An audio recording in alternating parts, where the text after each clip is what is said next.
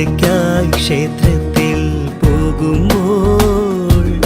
പൂങ്കാറ്റും സോപാനം പാടുമ്പോൾ പൂക്കാരി നിന്നെ കണ്ടു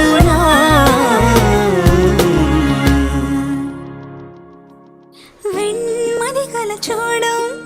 വെണ്ണിൻ ചാരുതയിൽ പൂഞ്ചിറകുകൾ നേടി വാനിൻ അതിരുകൾ തേടി